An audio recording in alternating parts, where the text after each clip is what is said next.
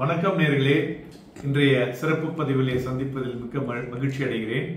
இன்றைய தினம் நாம் இந்த மியூச்சுவல் ஃபண்ட்ஸ் எஸ்ஐபி இருக்கு இல்லையா, அதுல செபில சில நாம்ஸ் 2024 போட்டாங்க. அதை சில ஊடகங்கள் பத்திரிகைகள் தவறான வழியிலே மெசேஜை கொடுத்திருக்காங்க. நார்மலாவே இந்த எஸ்ஐபி பாத்தீங்கன்னா இந்தியன் மென்டாலிட்டி, ஸோ ஏதாவது ஒரு வார் கைண்ட் ஆஃப் சிச்சுவேஷன், இப்போ ட்ரேட் வார், தென் Jio political tension, இந்தியோ Pakistan border tension, இது உடனே என்ன பண்ணிட்டாங்க, எல்லாரும் அந்த எஸ்ஐபி போடுறதை நிறுத்திவிட்டாங்க. என்ன ஆகுமோ ஏதாகுமோ அப்படின்னு சொல்லிட்டு. ஆனா நம்ம அதை பல முறை சொல்லியிருக்கோம், அதே மாதிரி பண்ணுவது தவறு என்று.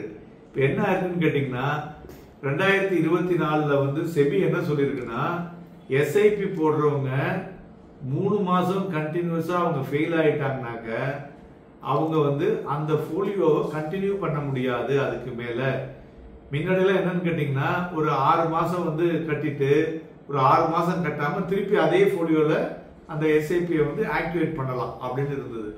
இப்ப என்ன சொல்லிட்டாங்க, அந்த எப்ப ஒரு polio discontinued for maximum up to minimum 3 months, அதை அதோட டிஸ்கண்டினியூ பண்ணி அதுல இருந்து ஒரு 10 நாள் கழிச்சு இந்த ஏஎம்சி இந்த so and so SIP has been discontinued, you have to do it fresh. அப்ப அது வரலையும் கட்டியிருக்கிற பணம் என்ன ஆகும் அப்படிங்கிறத எல்லாருக்கும் கேள்வி. அதை தவறுதலான விஷயமாக சந்தைகளில் சொல்லியிருக்காங்க. அந்த பணம் அந்த எந்த மியூச்சுவல் ஃபண்ட்ஸ்ல அந்த முதலீடு செய்தாங்களோ அந்த பணம் அது குமுலேட்டிவ் ஆகிட்டே இருக்கும், எப்போ வேணாலும் அவங்க எடுத்துக்கலாம். ஸோ ஒன்லி திங் இஸ் அதே ஃபண்டில் நீங்க கண்டினியூ பண்ண முடியாது. அதே ஃபண்ட்ல அப்படி கண்டினியூ பண்ணும்போது என்னன்னு கேட்டீங்கன்னா, உங்களுடைய இந்த காம்பவுண்டட் ஆனுவல் growth பிளஸ் அந்த கம்ப்யூட்டிங் இருக்கு இல்லையா, அந்த காம்பவுண்ட் அக்கௌண்டிங்ல பண்ணும்போது காஸ்ட் ஆஃப் ஆவரேஜிங் இருக்கு இல்லையா, அது உங்களுக்கு இந்த இடத்துல வராது. ஃப்ரெஷ்ஷா ட்ரீட் பண்ணி ஃப்ரெஷ்ஷா அதுல இருந்து நீங்க எஸ்ஐபி ஆரம்பிக்கிற மாதிரி இருக்குமே தவிர வேற எதுவும் கிடையாது. இரண்டாவது ஜெனரலாவே மார்க்கெட்ல பாத்தீங்கன்னாக்க இந்த மார்ச் மாசம் ஏப்ரல் மாசத்துல எஸ்ஐபி கேன்சலேஷன் அதிகமாக இருந்தது. இருந்தாலும் still we are getting more than 25,000 crores of money on month basis. இது it is a good amount அப்படின்னு சொல்லலாம். இந்த start cleaning up the process பாத்தீங்கன்னா ஜனவரி 2025 இருந்து ஆரம்பிச்சாங்க.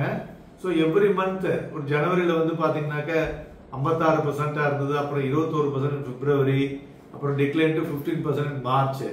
ஸோ இது ஒவ்வொரு மாசமும் ஒரு மாதிரி குறைஞ்சிட்டு இருக்கே தவிர ரொம்ப பெரிய இம்பாக்டை கொடுக்கல. இருந்தாலும் நம்மளுடைய எஸ்ஐபி ரேஞ்ச் பிட்வீன் 70 to 80% பாத்தீங்கன்னா அவுட்ஸ்டாண்டிங் அக்கௌண்ட்ஸ் ஸ்டில் பே பண்ணிக்கிட்டு தான் இருக்காங்க. அந்த ஒரு என்னைக்குமே 80-20 ரூல் சொல்லுவோம் இல்லையா, அதுல 20% இன்ஆக்டிவ் இருக்கிறது ஒன்றும் பெரிய விஷயம் இல்லை. அதனால நண்பர்களே, யார் யாரெல்லாம் எஸ்ஐபி வைத்து கொண்டிருக்கிறீர்களோ அதை தயவு செஞ்சு கண்டினியூ பண்ணுங்க, டிஸ்கண்டினியூ பண்ணாதீங்க. அப்பதான் ஏன்னா உங்களுக்கு அந்த ருபி காஸ்ட் ஆவரேஜிங்ல ஒரு 5 வருஷமோ 10 வருஷத்துக்கோ போட்டீங்கன்னா அப்பதான் உங்களுக்கு ஒரு பெட்டர் ரிட்டர்ன் கிடைக்கும். ஸோ நீங்க எப்போ அது மாதிரி டிஸ்கண்டினியூ பண்ணலாம் அப்படின்னு பாத்தீங்கன்னா, உங்க கையில பணமே இல்லை, வேற இமீடியட்டா பணம் தேவைப்பட்டது, அது மாதிரி ஏதாவது ஒரு எமர்ஜென்சி இருக்கும்போது வேணா நிறுத்தலாமே தவிர, you have a surplus money to invest, please invest regularly, அது மாதிரி ஸ்டே இன்வெஸ்ட்.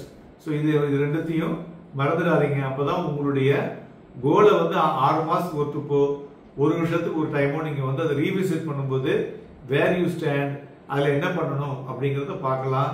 அது மாதிரி பெரிய பணம் இருந்தாதான் கோடீஸ்வரன் ஆகணும்னு இல்ல, சிறு துளி பெருவெள்ளம், கொஞ்சம் கொஞ்சமா நீங்க முதலீடு செய்தீங்கன்னா அட் சர்டன் லெவல் ஒரு 15 வருஷம் 20 வருஷம் கழிச்சு நீங்களும் கோடீஸ்வரர் ஆக முடியும். அதற்கு பங்கு சந்தைகள் கண்டிப்பாக ஒத்துழைக்கும். அதனால ஒரு கிளியர் கிளாரிட்டியோட முதலீடு செஞ்சீங்கன்னா உங்க பணம் பல மடங்காக பெருகக்கூடும். நாளைய தினம் நமது சிறப்பு பதிவிலே அடுத்த வாரம் சந்தைகள் எப்படி இருக்கும், எதையெல்லாம் கையாள வேண்டும் என்பதை பற்றி பேச இருக்கிறோம். ஆதலால் எங்களுடன் இணைந்திருங்கள். நன்றி, வணக்கம்.